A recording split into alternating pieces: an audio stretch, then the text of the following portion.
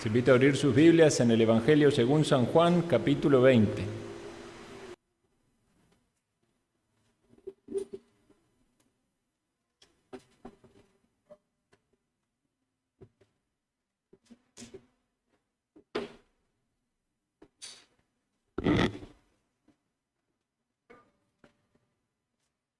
Ya casi vamos finalizando el estudio de este Evangelio que comenzamos. Vamos a ver cuánto tiempo hace. Vinimos aquí 1 año, 2 años. ¿En qué año vinimos, Lynn, a Liberia? 2021, estamos en el 23. 2 años en el Evangelio de San Juan.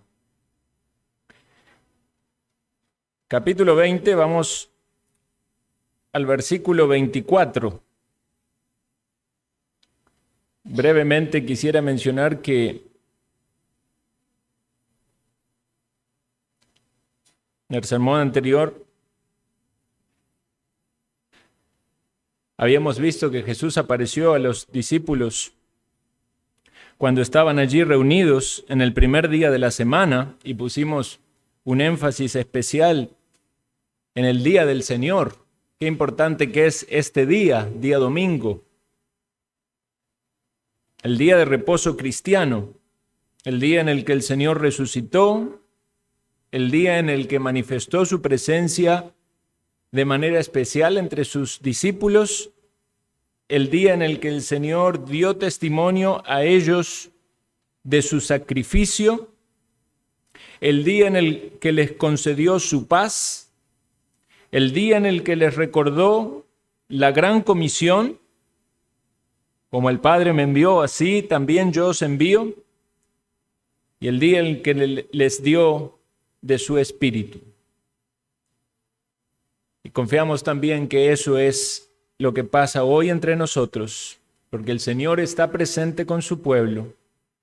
Y cada una de estas cosas son obras de la gracia de Dios en medio nuestro. Que el Señor nos dé por su palabra ese testimonio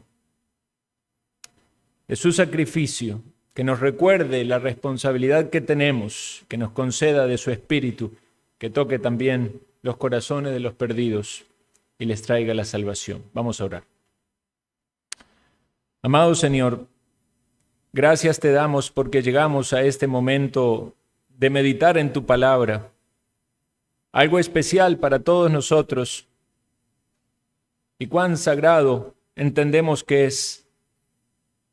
Porque tú, Señor, obras en medio de tu pueblo, confiando en esa promesa de que tú estás donde están 2 o 3 reunidos y tú estás obrando en nuestros corazones, dando testimonio de la obra de Cristo en nuestro favor, llamando a los perdidos a la salvación, edificando a tu iglesia, haciéndonos conscientes cada vez más de nuestra responsabilidad, edificándonos, Señor, por tu palabra santa. Ayúdanos en este día a continuar en el estudio de tu palabra, con corazones dispuestos a recibir tu bendición. Lo pedimos en Cristo Jesús. Amén.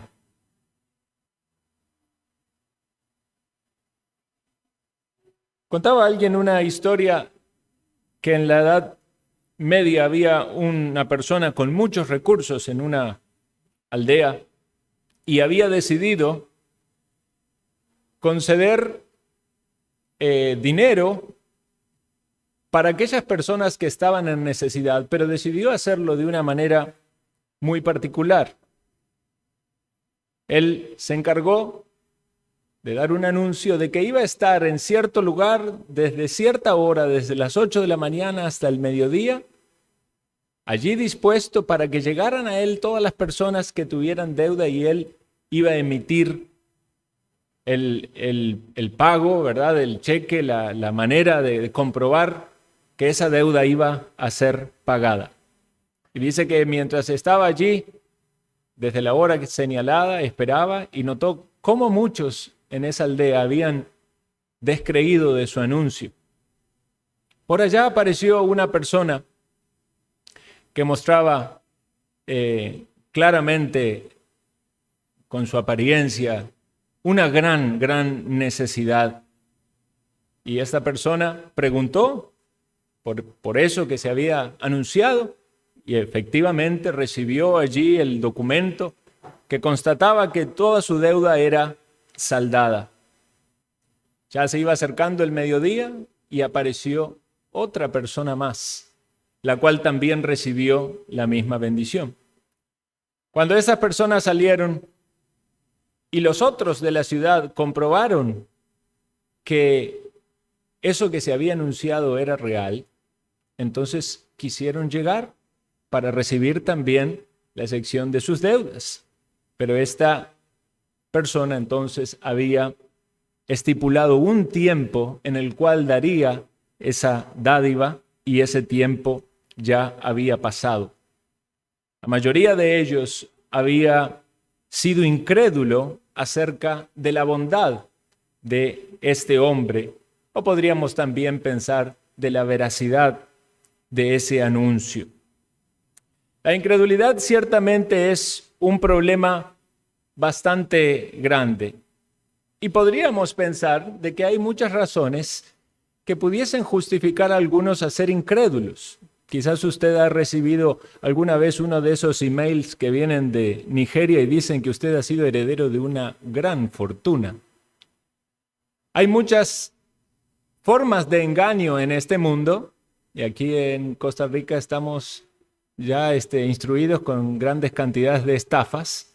Eso nos lleva a ser un poco cautelosos, ¿verdad? A la hora de creer todo lo que nos dicen o todo lo que pareciera ser tan bueno. Bueno, la forma popular, ¿verdad? Dicen cuando el regalo es grande, cuando la dádiva es grande, ¿verdad?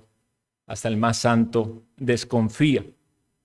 Pero si pensamos en la incredulidad, especialmente en cuestiones espirituales, estamos hablando de algo que es bastante serio y en este texto que vamos a ver hoy, lo vamos a ver en la vida de este hombre, de Tomás.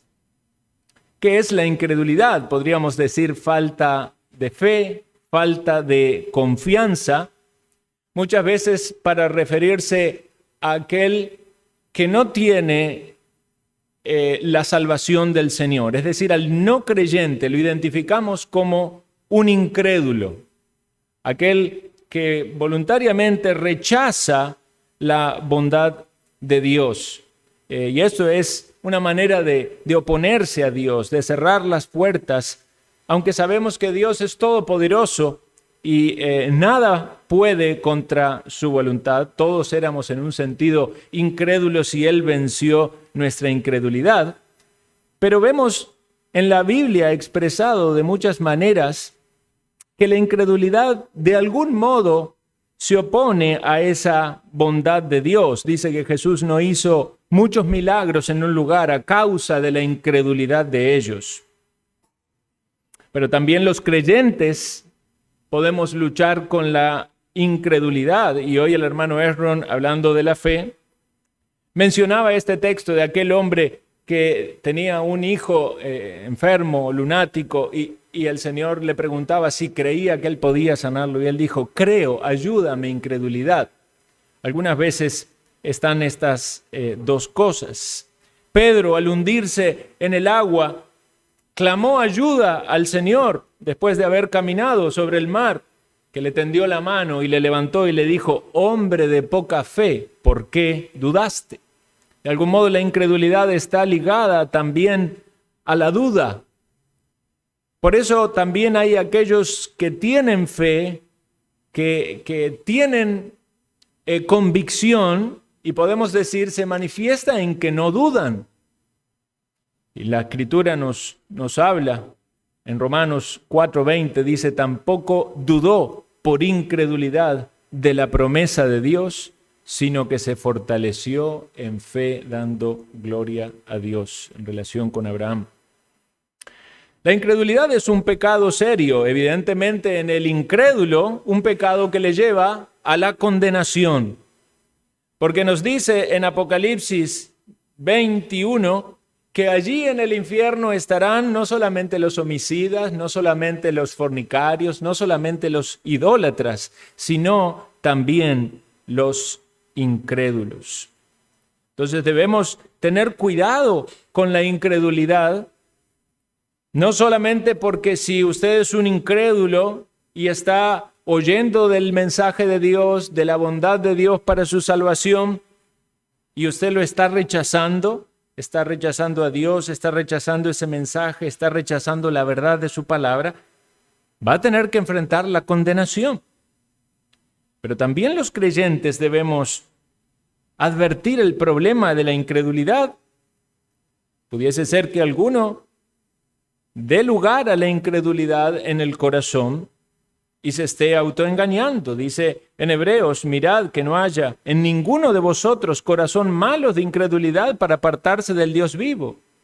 Antes exhortaos unos a otros cada día, entre tanto que se dice hoy, para que ninguno de vosotros se endurezca por el engaño del pecado. Entonces, como creyentes debemos también batallar contra la incredulidad. Ciertamente sí hay una fe salvífica, hay una confianza en la obra de Cristo, hay un arrepentimiento, hay una relación con el Señor, pero puede haber también luchas con la incredulidad. Estas dos cosas que parecen totalmente antagónicas, en el creyente pueden coexistir. Puede haber una fe salvífica y puede haber luchas con la incredulidad. Por eso es necesario que la fe crezca. Vivimos en una sociedad que tiene y suda, transpira incredulidad. Y el Señor Jesús lo dijo en su tiempo, dice, oh generación incrédula y perversa, ¿hasta cuándo he de estar con vosotros? ¿Hasta cuándo os he de soportar? Ciertamente el Señor hacía numerosas obras, todos acudían a Él con los enfermos, con los necesitados, y querían ver esas obras y maravillarse de esas obras. Sabemos que el Señor describe aquí a la sociedad, no solo de ese tiempo, sino también la nuestra. Esta incredulidad se manifiesta, como dije antes, de muchas maneras. Algunos en la existencia de Dios dicen, no hay Dios. Y la Biblia los describe a los tales como necios, porque eso es lo que dice el necio en su corazón, no hay Dios. Algunos son incrédulos de la palabra de Dios, rechazan que esta sea la palabra inspirada de Dios, infalible, inerrante, dudan, ¿verdad?, de lo que la palabra dice, quieren encontrar contradicciones, quieren explicar los milagros de una forma natural, quitando a Dios de en medio y por supuesto hablando del texto como si fuera de hombres. Muchos son incrédulos acerca de su propia maldad y culpabilidad, porque tratan de racionalizar su propia condición y entonces entender sus pecados en realidad no como pecados, sino como errores, y ver que no son tan graves, sino más bien es algo natural, y no ver ninguna culpabilidad en ello. Muchos son incrédulos acerca de la necesidad de un Salvador. Ven la vida como un paso, quizás tienen alguna otra filosofía de reencarnación, de cualquier otra cosa, pero no ven la necesidad de un Salvador porque hay una condenación y si no van al Salvador van a ser condenados. Y todo esto, sin duda, apunta a una incredulidad de la bondad de Dios y de su amor, de que hay un Dios que existe y que este Dios es perfecto y es bueno y es justo. Por eso escuchamos con tanta frecuencia que las personas, o inclusive puede ser que alguno de nosotros en algún momento albergue alguna queja hacia Dios, como si hubiese en Dios alguna injusticia. Bueno, vamos a ver entonces este texto y en considerar la incredulidad en la vida de Tomás. Dice San Juan 20:24, pero Tomás, uno de los 12, llamado Dídimo, no estaba con ellos cuando Jesús vino. Le dijeron pues los discípulos, al Señor hemos visto. Él les dijo: si no viere en sus manos la señal de los clavos y metiere mi dedo en el lugar de los clavos y metiere mi mano en su costado, no creeré. 8 días después, estaban otra vez sus discípulos dentro y con ellos Tomás. Llegó Jesús estando las puertas cerradas y se puso en medio de ellos y les dijo: paz a vosotros. Luego dijo a Tomás: pon aquí tu dedo y mira mis manos, y acerca tu mano y métela en mi costado, y no seas incrédulo, sino creyente. Entonces Tomás respondió y le dijo: Señor mío y Dios mío.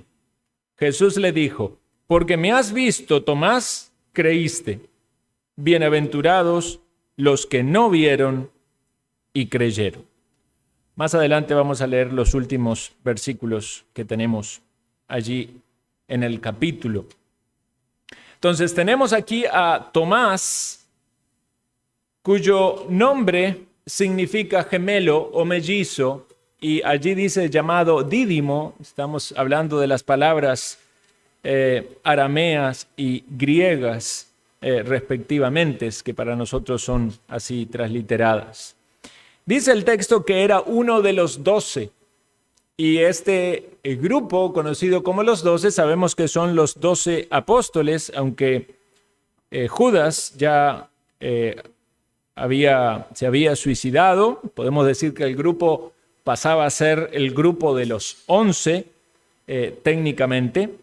Y quizás esa también sea la explicación por lo cual en uno de los evangelios se nos dice que estaban los 11 discípulos reunidos, pero aquí en Juan se nos dice que en la primera aparición del Señor no estaba Tomás con ellos.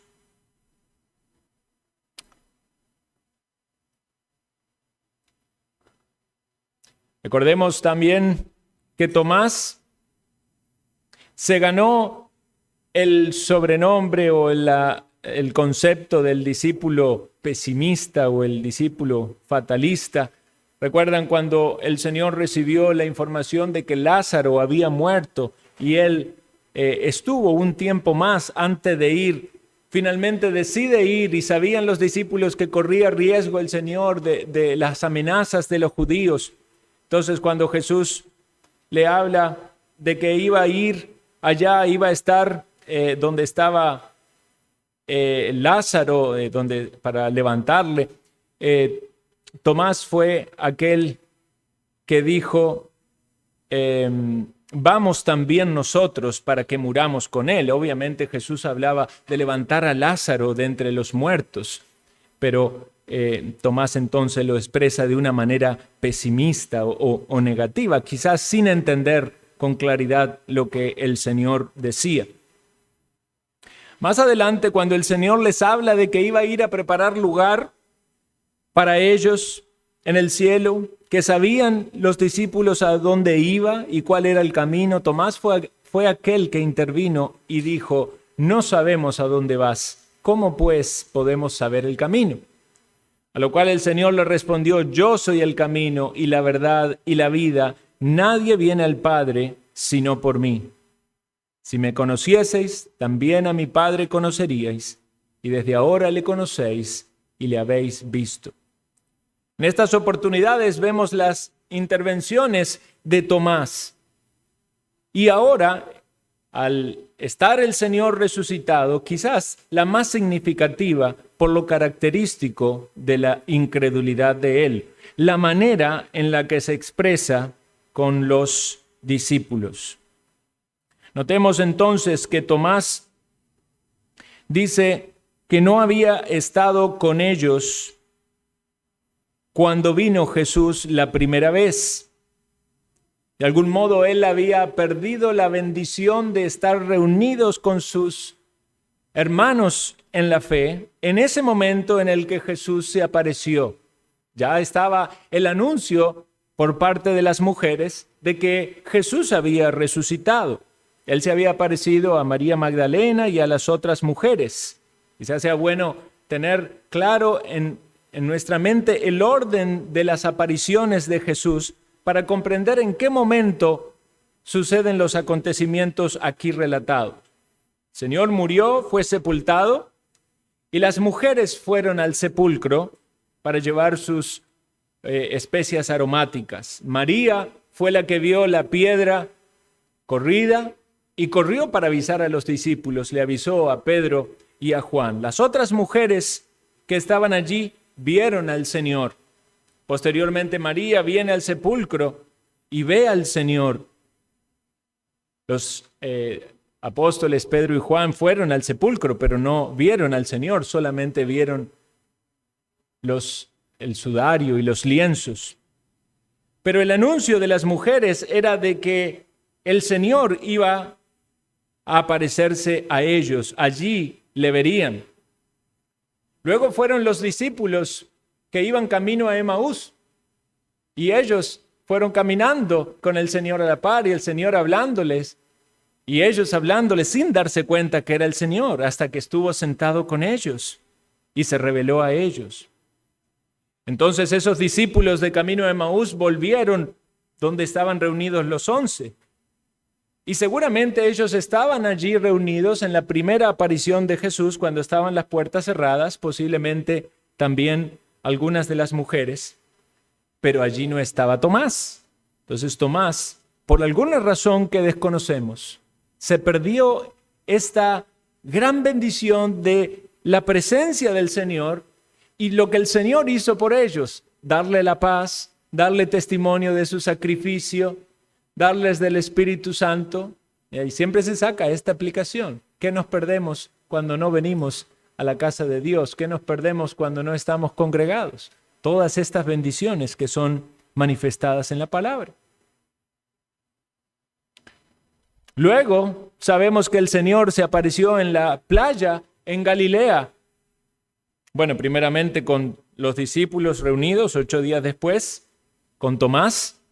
Luego se aparece en la playa en Galilea, lo vamos a ver relatado en el último capítulo de Juan.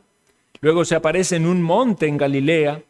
Luego se aparece en Jerusalén, posiblemente con muchos de los hermanos, dice el apóstol Pablo, 500 hermanos fueron testigos de eso. Y luego a los discípulos en la ascensión en Jerusalén, saliendo, y en la ascensión que fue cerca de Betania. Entonces quizás tener en orden estos acontecimientos nos ayuda. Pero vemos entonces que esta es la siguiente aparición del Señor en otro día del Señor, no el primer domingo, el domingo de resurrección, sino a los 8 días. Entonces, cuando fue la primera aparición y Tomás no estaba, los discípulos le dijeron, al Señor hemos visto, al Señor hemos visto. Ya no era el testimonio solamente de las mujeres, ni de los discípulos de Emaús, ahora era el testimonio del resto de los apóstoles. Y pudiéramos decir que este testimonio era suficiente, contundente, numeroso, para que Tomás dijese, wow, es cierto, el Señor resucitó entonces. Yo quisiera poder también verle y disfrutar de su presencia y de todo lo que Él hizo en medio de ustedes.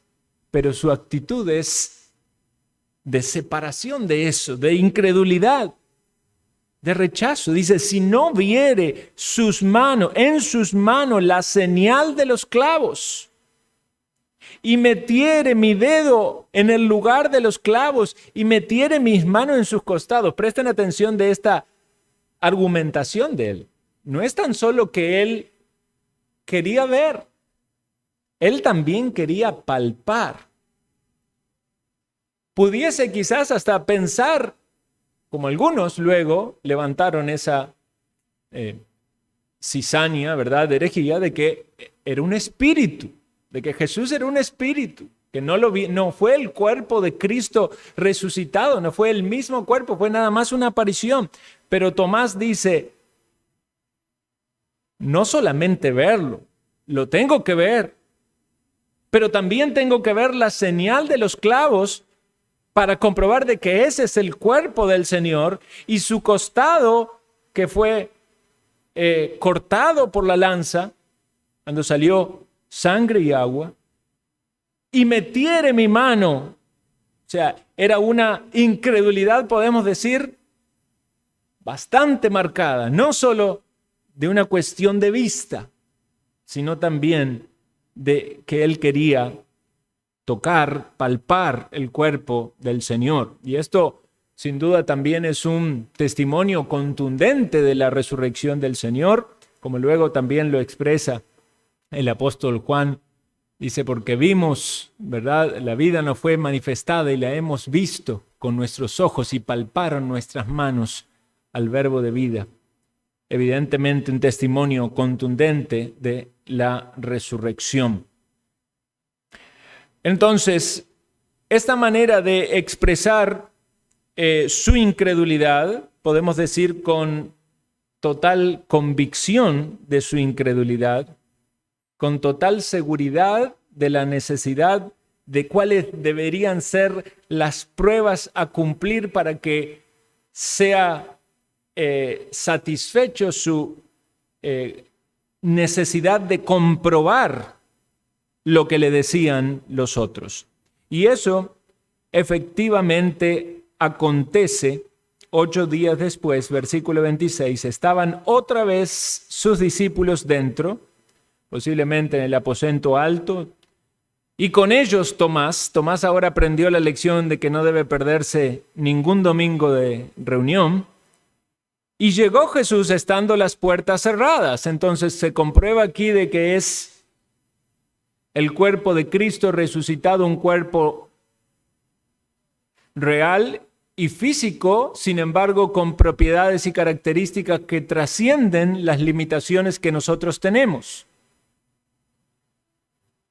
Si entró con las puertas cerradas, entendemos que no bajó por ninguna chimenea, no hay ninguna trampa lingüística allí, es que no fue necesario para él aparecer allí, pero sin embargo, si le dice a Tomás que meta los dedos en su carne, es porque tenía carne, tiene carne. Por eso le dice, pon tu dedo aquí y mira mis manos, acerca tu mano y métela en mi costado. Y ahí viene la dura reprensión. Y no seas incrédulo, sino creyente. Entonces, la aparición de Jesús aquí tiene similitudes con la aparición anterior.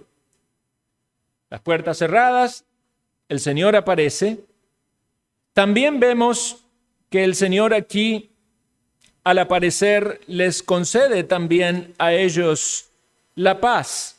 Porque dice, se puso en medio de ellos, fue notorio, y dijo, paz a vosotros.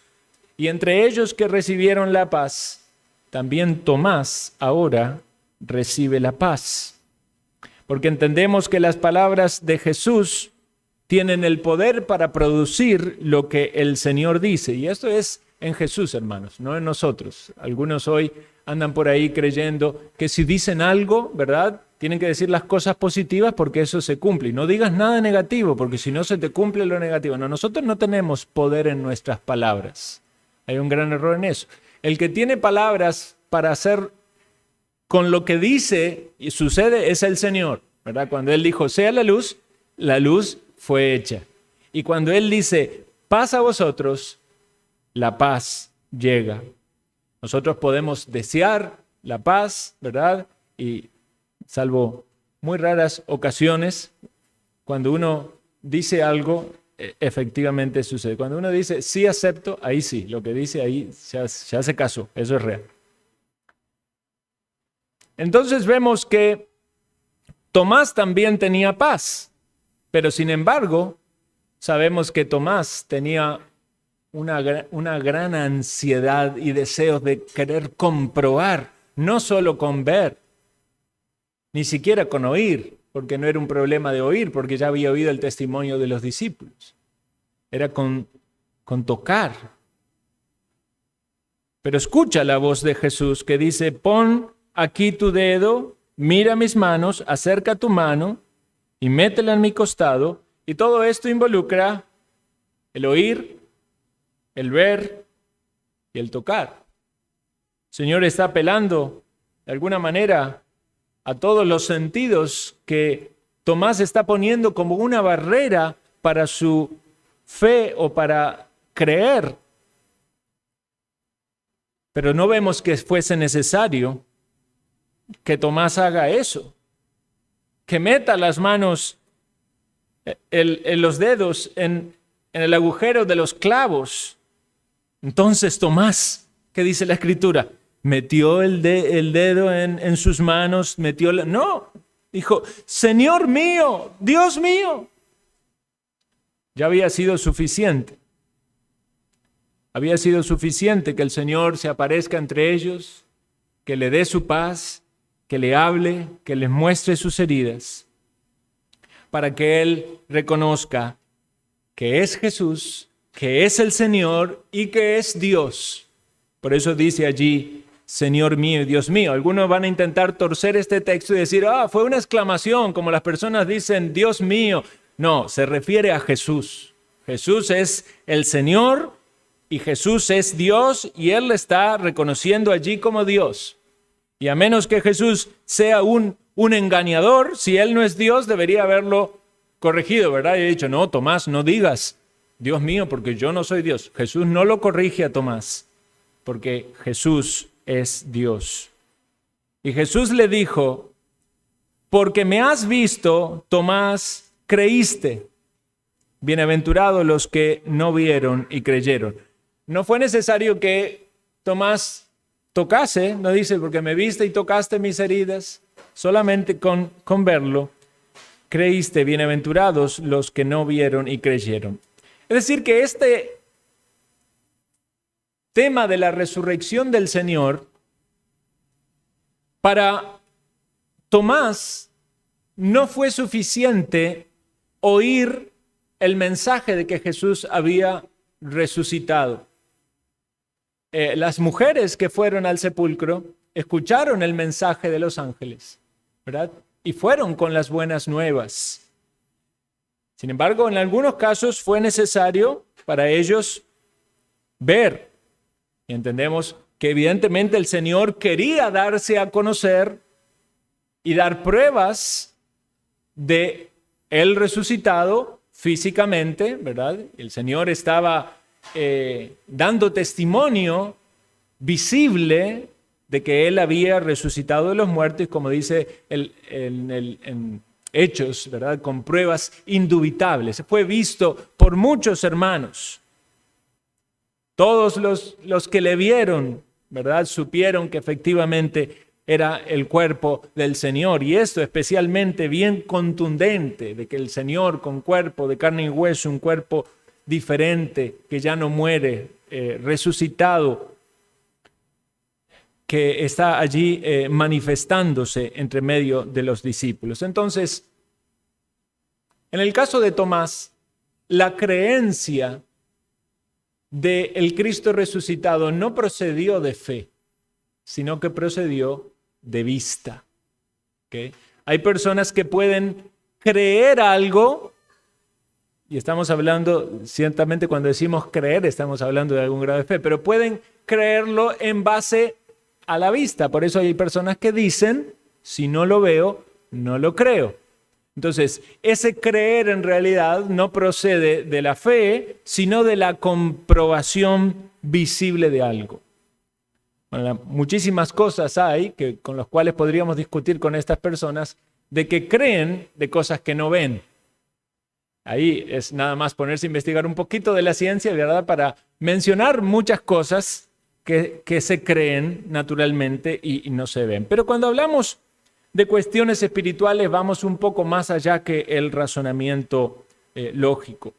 Debemos creer en la palabra de Dios, porque como dijimos antes, podemos tener dudas de los testimonios por engaños, por falsedad, por las mentiras de las personas. Pero cuando alguien estaba allí dudando del testimonio de Cristo. Cristo está dando testimonio de Él resucitado visiblemente, como antes dio testimonio del Padre y les decía a las personas cómo daba testimonio el Padre, con sus palabras, y cómo lo daba, con sus obras, y aún así las personas no creían. ¿Y qué hacían? Le pedían señales, ¿verdad? Le pedían constantemente muestras, demostraciones de poder, hasta el punto que algunos dirían, nadie puede hacer más señales que las que éste hace. Todo el mundo se va a ir tras él. Aún así, muchos no creían. Bueno, Tomás tiene esta lucha con la incredulidad, y algunas veces también los creyentes podemos luchar con la incredulidad y querer tener comprobaciones o demostraciones o señales para saciar o compensar esa lucha de nuestra carne con la incredulidad, porque no es suficiente para nosotros creer en el testimonio o creer en la palabra. Entonces usted va a escuchar de muchas personas cuya vida cristiana consiste constantemente en pedirle a Dios esas señales. Bueno, nosotros no interpretamos así la Escritura, sí, ciertamente lo hicieron, ¿verdad? Algunos de las personas que aparecen, los personajes bíblicos del Antiguo Testamento, pidieron algunas señales, algunas pruebas, pero no es esa la manera en la que nos manejamos nosotros, los creyentes. No podemos tomar este texto y decir, Tomás quería que le den demostraciones, por eso el Señor viene y se le aparece y le da demostraciones. No, Tomás estaba pecando de incredulidad. Lo que él estaba haciendo estaba muy mal. Estaba rechazando el testimonio de sus hermanos, que era consecuente con la verdad de Dios. Estaba dudando de las promesas y las palabras de Jesús dadas de antes de ir a la muerte, de que iba a morir y que al tercer día se iba a levantar. Entonces no podemos justificar nuestra incredulidad diciendo al Señor no me lo muestra, el Señor no hace nada especial. No, eso es una falla que hay en nosotros y estamos entendiendo mal las Escrituras. El Señor no apareció allí para saciar una necesidad emocional del pecado de Tomás. El Señor aparece allí porque era su voluntad manifestarse resucitado y utiliza en su soberanía y providencia la debilidad de Tomás y el pecado de Tomás para dejar una prueba contundente e indubitable para nosotros de que él tenía un cuerpo físico resucitado. Porque si no estuviera ciertamente esta historia en la Biblia, algunos podrían aún haber argumentado más, y aunque hubo muchos gnósticos que hablaban de que Jesús era un espíritu, estos textos son claramente una refutación de ello. Entonces, Tomás pecó, pero el Señor le trata con misericordia. Le da de su paz. Hay una segunda oportunidad para no faltar a donde Cristo está, para estar allí presente, para recibir su paz. Pero también el Señor trata especialmente con él. Y sin duda todos los otros estarían también siendo advertidos. No seas incrédulo, Tomás, sino creyente. Otro de los evangelios dice que los reprochó a todos por su incredulidad. Quizás no fueron tan sinceros en su expresión de decir, si no veo los clavos en las manos, las marcas de los clavos en las manos del Señor, pero había incredulidad también. Aunque en Tomás era muy marcado y nos queda registrado, había también incredulidad en ello. Por eso fue necesario que el Señor no solo se manifestase una vez, sino muchas veces en ellos.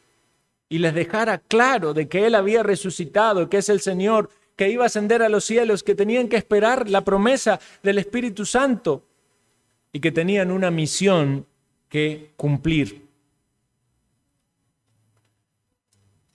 No seas incrédulo, sino creyente.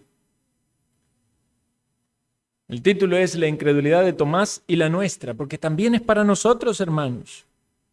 No debemos ser incrédulos, sino creyentes. Y usted dice, pero pastor, yo ya creí en el Señor, ya me dio la salvación. Sí, hay un mensaje a salir de la incredulidad y a creer en el Señor Jesús para ser salvo. Pero también hay una necesidad en el creyente de batallar y vencer la incredulidad. Necesitamos tener fe.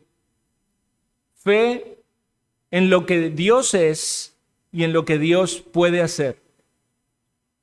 Como aquella mujer que tenía flujo de sangre y por fe, ella oyó que el Señor venía, por fe fue al Señor. Y su fe implicaba también tocar el manto del Señor. Pero su fe se expresaba de esta manera, confiando en que el poder del Señor le sanaría de su enfermedad, de su flujo de sangre. Y aunque podemos pensar que hay algo místico detrás de esto, evidentemente tenía fe porque el Señor elogia la fe de ella y delante de todos demuestra que ella tenía fe y recibe la sanidad.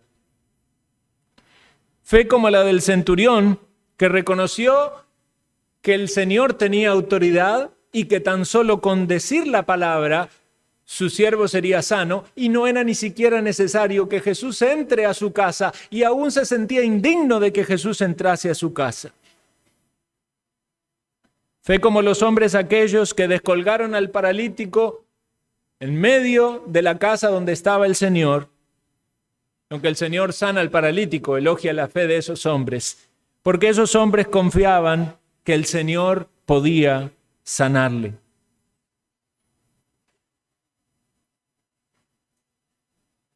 Entonces hablamos de fe salvífica, lo que Dios puede hacer para tu salvación, lo que Dios ya hizo, que entregó a su Hijo Jesús a morir en la cruz. Ya estamos viendo a Jesús resucitado, pero en su momento meditamos, en la cruz cargó nuestro pecado, sufrió por nosotros para darnos redención. Y la palabra nos dice que por gracia somos salvos por medio de la fe. Es necesario que haya fe en la palabra del Señor que nos dice lo que Cristo hizo. Es decir, fe en la palabra implica fe en lo que la palabra dice. Y fe en lo que la palabra dice es fe en que Jesús murió en la cruz y cargó tu pecado para que tengas el perdón de pecados, para que recibas la salvación. No somos salvos por obras, no somos salvos por esfuerzos, sino por la gracia de Dios, y eso se accede por medio de la fe.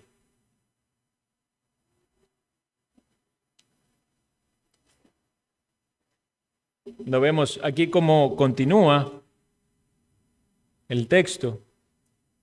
Vemos que dice, bienaventurados los que no vieron y creyeron. Llegó el momento donde las demostraciones del Cristo visible se terminan. Y a partir de ahí ya no era necesaria más ninguna comprobación de su resurrección. Sin embargo, los discípulos iban a contar unos a otros su testimonio de haber visto a Cristo resucitado, y no solo eso, el testimonio de lo que Cristo hizo en su vida, testimonio de su muerte en la cruz, sus palabras, en otra forma de decirlo, el Evangelio, para que vengan a la salvación. Y eso está directamente ligado a la palabra de Dios. Vean los últimos dos versículos del capítulo 20. Dice, hizo además Jesús muchas otras señales en presencia de sus discípulos, las cuales no están escritas en este libro, pero éstas se han escrito para que creáis que Jesús es el Cristo, el Hijo de Dios, y para que creyendo tengáis vida en su nombre.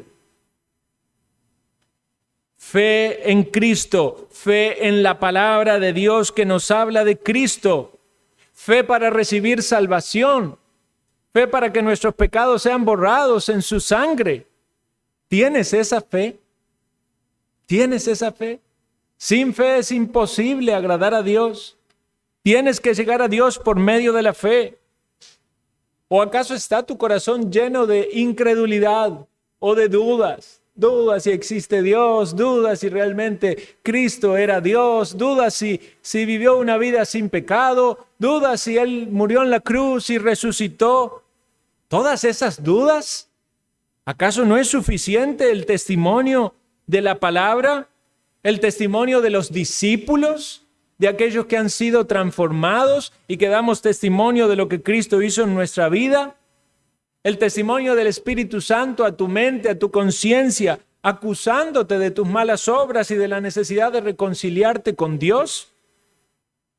No seas incrédulo, sino creyente. Necesitas al Salvador. Necesitas al Salvador. La Biblia nos dice que la fe es por el oír y el oír de la palabra de Dios. Por eso predicamos la palabra. El hermano Erron lo decía hoy en la clase de escuela dominical. Presentamos el Evangelio, confiando en que Dios va a tocar los corazones. Es la semilla así sembrada y Dios produce su fruto. Así lo hizo en muchos de nosotros. Oímos el Evangelio, procedimos al arrepentimiento, creímos en la obra de Cristo y esa fe empieza a producir en nosotros fruto y lo vamos a ver en la noche en Santiago. Justamente estamos viendo la fe en la mañana y vemos la fe y las obras en la tarde. Una fe verdadera que se manifiesta en obras. Los creyentes andamos por fe, no por vista. Creímos por fe. No es que creímos completamente en la habilidad de aquellos que nos comunicaron algo por quienes eran, por su capacidad, por su sabiduría. Como decía el apóstol Pablo, esa fe debe estar fundada no en los hombres, sino en el poder de Dios. Es el fundamento de nuestra fe, el poder de Dios en que nos da su palabra, que es verdad, que es inspirada y que siervos del Señor la comparten. Somos débiles, frágiles, tenemos este tesoro en vasos de barro, pero lo compartimos porque es la voluntad del Señor. Y el Señor toca los corazones y abre el entendimiento y despierta las conciencias. ¿Ustedes recuerdan cuando habla en el libro de los Hechos de Lidia, que estaba allí escuchando la palabra y el Señor abrió su corazón y entendió el Evangelio y automáticamente empezó a manifestar frutos de esa salvación?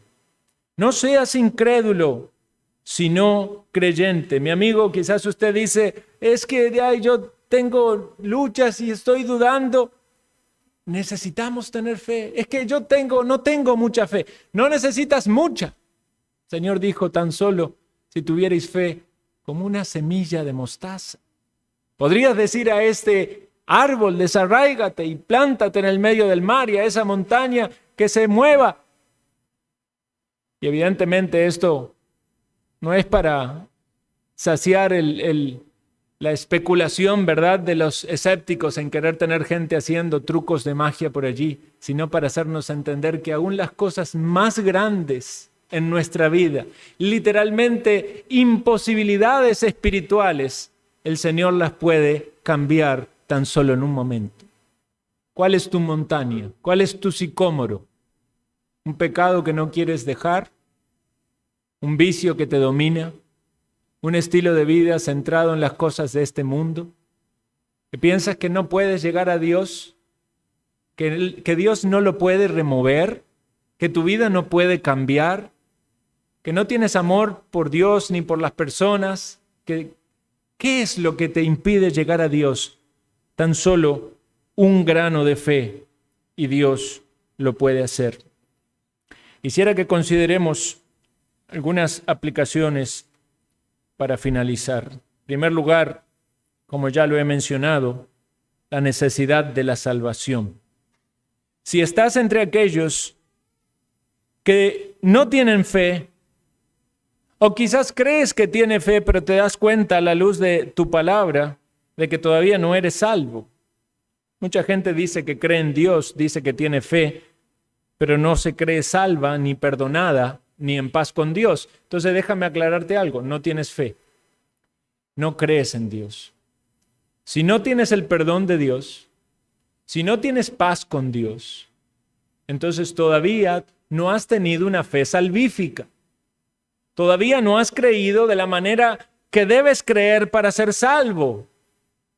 Quizás crees, pero todavía estás aferrado a alguna de tus obras o aferrado a alguno de esos pecados que no quieres soltar. Tienes que creer completamente en la obra de Cristo y por gracia recibir la salvación.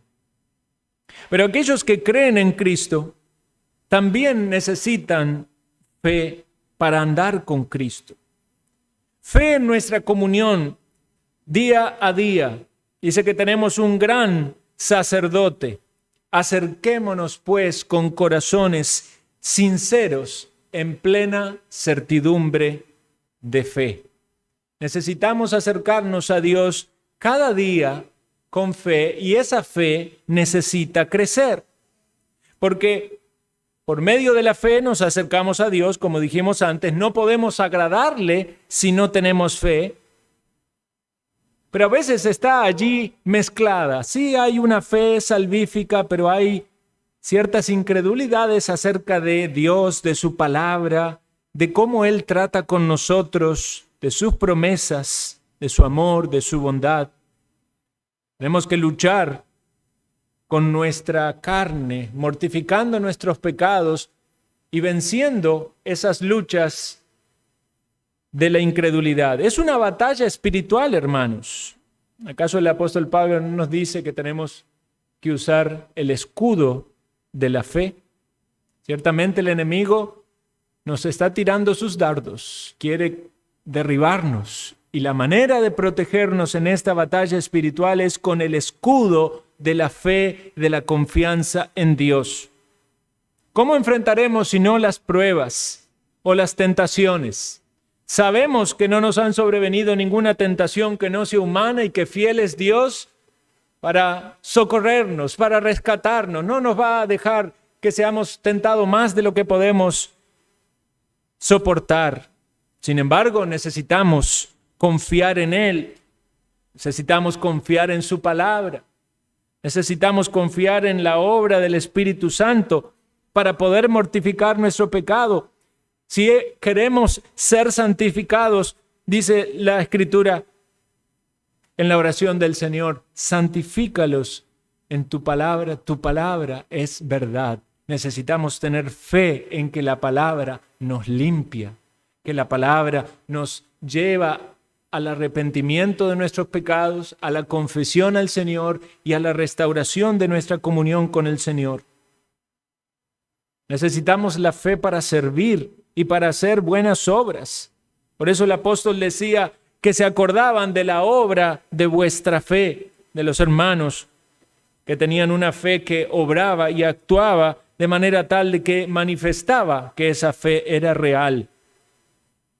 Necesitamos que nuestra fe crezca, que nuestra fe se fortalezca para que podamos llegar al final de la carrera. El apóstol Pablo dice que oraba por los hermanos para que les concediera a Dios poder visitarles una vez más y para completar lo que falta de la fe de ellos, de modo que nuestra fe puede carecer aún de un entendimiento correcto de la palabra, de una práctica, de algo que el Señor quiere mostrarnos que estamos haciendo mal o podemos aún hacer mejor. Que podamos llegar efectivamente al final de nuestros días y decir como dijo el apóstol Pablo, he acabado la carrera, he guardado la fe. No solo como alguien que se ancla firme en la doctrina y en las convicciones espirituales, sino también como una manera de vivir y relacionarse con Dios, en el caminar con el Dios, andando por fe, no por vista, no lo vemos al Señor, pero confiamos en Él, en su obra en nuestras vidas, y que esa fe entonces nos impulse a servirle y agradarle. Oremos.